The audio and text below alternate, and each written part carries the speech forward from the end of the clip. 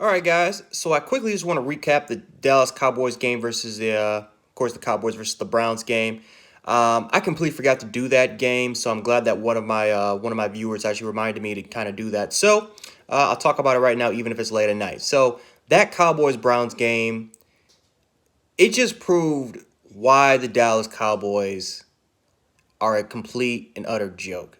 No disrespect to Dallas Cowboys fans, but that organization led by Jerry Jones, the Dallas Cowboys will, as long as that dude's in charge of ownership, as long as that structure is in place that Jerry Jones has there when it comes to that organization, they're never ever going to win a championship. And when I saw the hire of Mike McCarthy, I automatically knew this is he's Jason Garrett but bigger. He's a bigger version of Jason Garrett, and I'm trying to put it nice, but he's a bigger version of Jason Garrett. He's a big boy. He's quiet.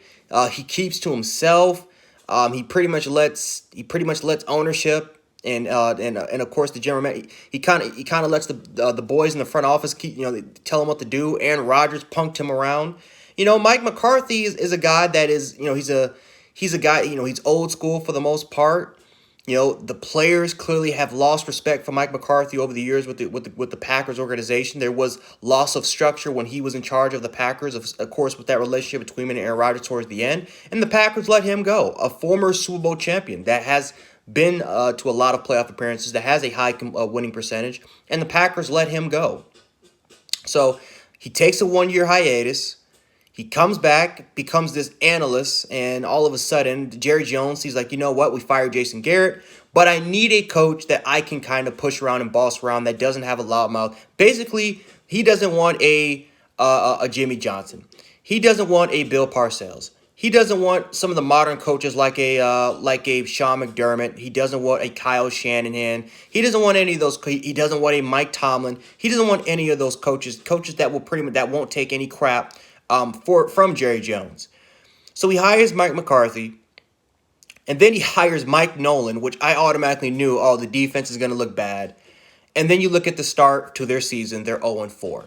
I mean, it's just not a shock what I'm seeing right now for the Dallas Cowboys, and from Mike McCarthy and especially Mike Nolan. The Cleveland Browns punked the Dallas Cowboys. I mean, they absolutely punked them. That offensive line, whether it was double teaming and doing combo blocks, whether it was zone blocking and doing zone blocking reads, I mean, the Dallas Cowboys did whatever the hell they wanted to do. I mean, they pushed this offensive line to, 3-4 yards back behind the line of scrimmage almost every single time. Nick Chubb was having success until he got hurt, and then after he got hurt, what is this guy? This Johnson guy. I almost called up David Johnson, but DeAndre Johnson or something like that. I never heard of this dude before, and he goes in there and he rushes for 92 yards on 13 attempts. Kareem Hunt plays well. Odell Beckham Jr. Odell Beckham Jr. They're doing the reverses and stuff like that with Odell Beckham Jr. He's having success. As a matter of fact, he has the run that ends the game for the Cleveland Browns against the Dallas Cowboys. I mean, the Cleveland Browns had 307 yards, but again, they dominated the trenches. They dominated in the trenches. The Cowboys, besides Alden Smith, are all those people down there suck.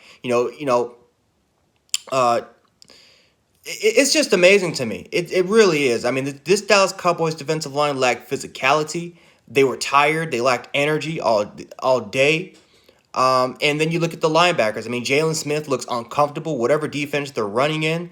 Um, normally they run like a hybrid 4-3, but I don't know what they're running. I don't know exactly what they're running. It looks like they're running a 4-2-5 or, maybe a 3-4, but I don't know. I don't know what the Dallas Cowboys are doing, but Jalen Smith just looks uncomfortable on that defense. Lander Van Der Esch is hurt. Sean Lee, I think, is hurt. I think he still plays with the Cowboys. He's hurt. Their secondary is just garbage. Jordan Lewis sucks. Trayvon Diggs, shout out to Trayvon Diggs, but Trayvon Diggs he's still trying to come into his own.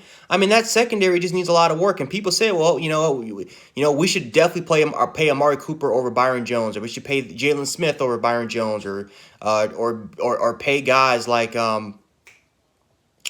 Don Terry Poe. We should be paying Don Terry Poe a lot of money. We should be paying Alden Smith and DeMarcus Lawrence all this damn money. and but we're gonna let Byron Jones, one of the best quarterbacks in football, go. Well, look at the secondary. The secondary looks worse than it did last year. The defensive line looks worse with all those investments. They look worse than they've ever done since 2013. Their linebacking core, again, with Jalen Smith and Leighton Vander Esch being hurt and all these guys, they just don't look comfortable there. The offensive line, even with Dak Prescott and this offense pretty much dominating in the second half, and again, having all those yards, the offensive line, right? Zach Martin is playing hurt. Tyron Smith is playing hurt.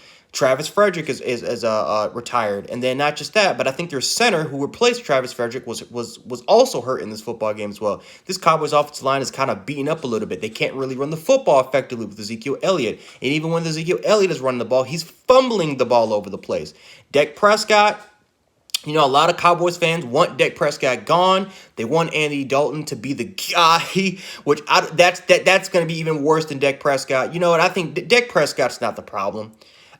Dak Prescott is not the problem at all. That dude, Dak Prescott, again, I got to give him a lot of credit because even in the first half, he didn't play bad at all in the first half. He didn't play bad at all in the first half at all. It's the fact that the Cowboys are putting up all these points on the offensive side of the ball, and defensively they can't catch a break. Offensively, this team really can't catch a break because the defense is giving up so many points, so many damn points, and the Cowboys are behind by at least 17 to 20 points almost every game. The Cowboys almost made a miraculous comeback if the Cowboys defense could just make a stop. Imagine if that Cowboys defense would have made that stop and Dallas would have had the ball. They could have scored another touchdown. Now, again, I'm not trying to say that Dak Prescott didn't have any faults because he had faults. They had a bunch of opportunities in the first half to take the lead, and they kind of missed on those opportunities. But at the end of the day, is Dak Prescott, I'm actually shocked that a lot of Cowboys fans are even blaming Dak Prescott. Why blame the quarterback that's helping you put 40-something points because your run game isn't going? Why aren't people mad at Ezekiel Elliott? Why aren't people mad at the offensive line? Why aren't people mad at the defense? It just doesn't make any sense to me at all. But most importantly, why are people not mad at this coaching staff? Why aren't people mad at that? Why aren't people mad at Kellen Moore for the inconsistent the inconsistent play calling and the concepts that he ran in that first half in the second quarter? Why aren't people mad at Mike Nolan for once again screwing up this Dallas Cowboys defense, who was pretty good a couple years ago? And they actually looked worse than they did last year, and that was pretty much the one side of the ball that a lot of people even criticized on, besides Dak Prescott. But no, Dak Prescott's the one that gets all the blame. Baker Mayfield threw for 160 yards this game, and it's quite apparent the last three games that the Cleveland Browns, they don't have to throw the ball. Matter of fact, when they throw the ball, it just means that Cleveland's going to lose. When they throw for over 27 or 30 times a game, Cleveland's in a bad position. But if they can establish a run game, if they can establish running the football, and Baker Mayfield's not throwing the ball a lot, and they're setting up the run to try to get the pass game going, whether if it's coming off a play action or other different type of passing concepts, basically off the run. Cleveland, they don't need Baker Mayfield, they really don't, and a lot of the credit has to go to the offensive line, the receivers. With Odell Beckham Jr. and Jarvis Landry, deserves some credit.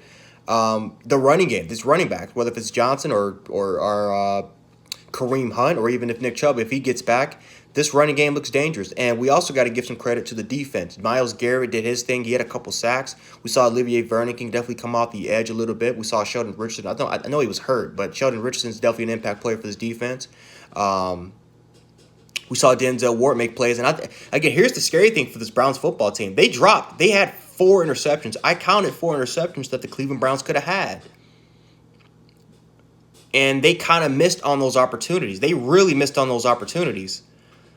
So this Cowboys team is in shambles.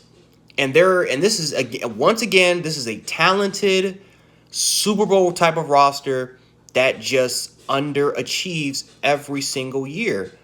And now the Eagles are in first place, which is kind of hard to describe because that's a banged up team. The Redskins are tied with the Cowboys, I believe, too, because the Redskins also have a divisional win. So this is just, this is a hot mess. This really is. This division is a hot mess. It is entertaining to see that. I'm not gonna lie, but at the end of the day, Cowboys fans, man, I just really do feel bad for you guys. I really truly do. But you know, when it's Jerry Jones. At the end of the day, it starts and it ends with your boy Jerry Jones. But anyway, guys, that's all I got for you guys today. If you guys liked the video, make sure to like the video, share the video, and subscribe. Make sure to hit the notification bell, especially if you want more Jan 716 content in the future. And yeah, that's all I got. So again, Browns fans, Cowboys fans, let me know below the comment section. And yeah, there it is right there. So anyway, Jan 716, aka Jan Sports. Stay safe out there. Have a good night. Peace.